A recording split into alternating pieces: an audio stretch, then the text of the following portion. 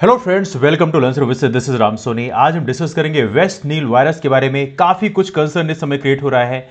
रसिया ने भी स्पेशली दुनिया की डिफरेंट कंट्रीज़ को यहाँ पे चेताया है, वार्न किया है कि बेसिकली आपको यहाँ पर सावधान रहने की ज़रूरत है। आज हम इसके बारे में बात करेंगे, इसके सिम्टम्स क्या हैं और क्या क्या इसके रेमेडीज़ हो सकती हैं, उसके बारे में बात करेंगे। यहाँ पर कुछ न्यूज़पेपर दिखाया भी है, Russia warns of increase in West Nile virus, what is it and what are its symptoms. तो कहीं ना कहीं ये काफ़ी इंपॉर्टेंट होता है। इसे बताया भी कि इसके माइल्ड सिम्टम्स की बात करें, जैसे हेडेक होता है, बॉडी एक होता है, बॉडी में पेन होता है, जॉइंट पेन्स होते हैं, वोमिटिंग उल्टी वगैरह होती है, डायरिया जैसे सिम्टम होते हैं, रैश आते हैं बॉडी में। तो ये कुछ सिम्टम्स बताए गए हैं। नाउ साइंटिस्ट की बात करें तो उन्होंने बोला है कि जो देखिए एक रीज़न है इसका, जो इस समय दिखा है तो माइल्ड टेम्परेचर है। इस समय टेम्परेचर जो है बहुत ही माइल्ड है, मतलब मीडियम है। तो ये बेसिकली इस डिजीज को रेज करने में एक बड़ा रोल प्ले कर सकता है, मतलब क्लाइमेट चेंज एक बड़ा रोल प्ले कर रहा है। वेस्ट नील वायरस की बात करें कैसे फैलता है, पता होना चाहिए आप लोगों को। ये बर्ड्स के माध्यम से, बर्ड्स के द्वारा ये ह्यूमंस में जाता है।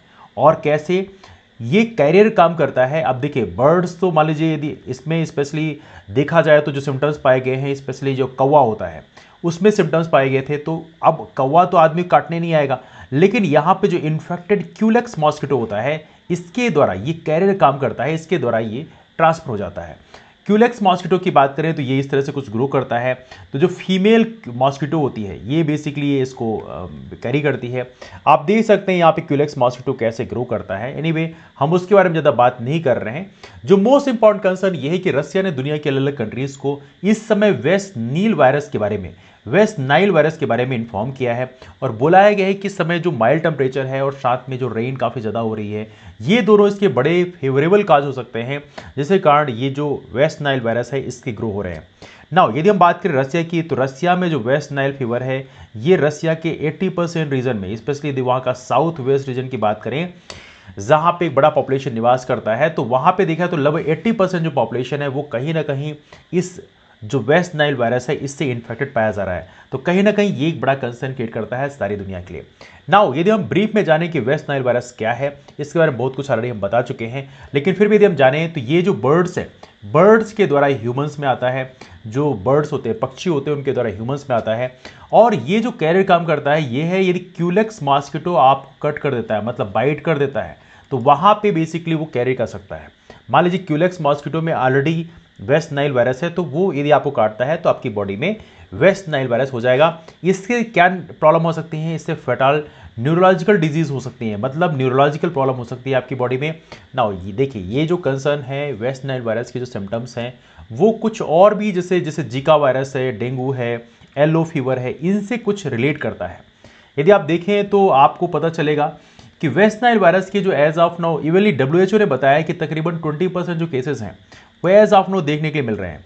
अब देखिए यहाँ पे यदि आपको जिका वायरस होता है, जिका वायरस भी काफ़ी डेंजरस होता है। यदि किसी को जिका वायरस होता है तो आपको पता होना चाहिए उसका जो ब्रेन होता है वो छोटा हो जाता है। तो कहीं ना कहीं ये भी अपने आप में एक बड़ा कंसर्न है।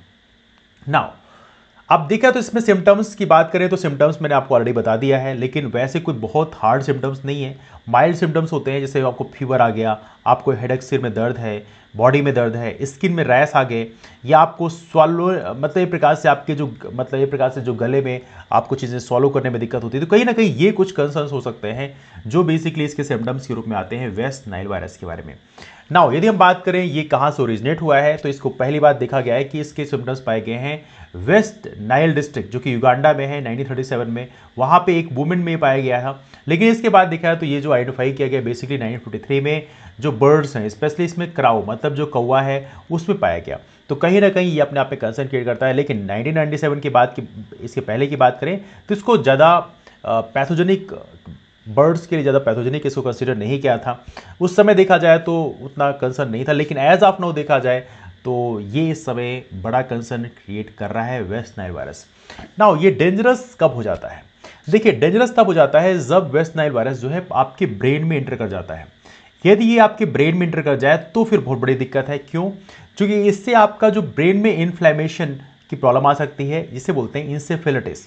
इंसेफेलिटिस से हो जाता है तो बहुत दिक्कत है, या तो उसके आसपास के ब्रेन के जो सराउंडिंग टिश्यूज होती हैं उसमें इन्फ्लेमेशन हो जाए, जिसे बोलते हैं basically that is called meningitis.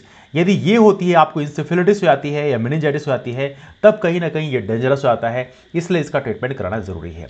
Now पूछा गया WNP मतलब वेस्ट नाइल वायरस जो है इसको डायग्नोज कैसे किया जाता है, तो कोई फिजिकल एग्जाम है, मेडिकल हिस्ट्री है आपका, या लेबोरेटरी टेस्ट, उसके द्वारा आपका डायग्नोज किया सकता है।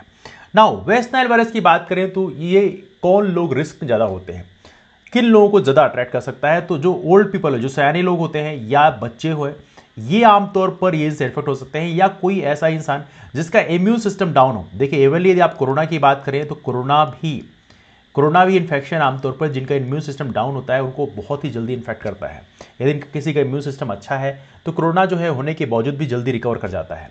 तो वही मामला यहाँ पर भी है कि यदि किसी का इम्यून सिस्टम डाउन है तो उसको डेफिनेटली इन्फेक्ट कर सकता है। हालांकि ये दुनिया एक बड़ी समय कंसर्न है कि आपका एक ऑलरेडी कोरोना है, नाउ अब वेस्ट नील वायरस के बारे में सुनने के लिए आ रहा है, तो कहीं ना कहीं ये दुनिया को एक बड़ा कंसर्न क्रिएट करता है।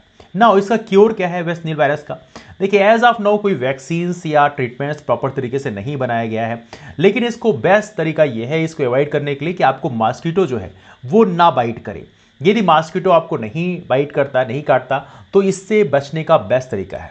तो इस प्रकार से आप घरों में जालियों, मच्छर जाली का इस्तेमाल कर सकते हैं, या मॉस्किटो जो नेट होती है उसका इस्तेमाल कर सकते हैं। तो कहीं ना कहीं मॉस्किटोज आपके घर में ज़्यादा पनपने नहीं चाहिए, यदि नहीं पनपते तो ये कहीं ना कहीं आपके लिए अच्छा होगा।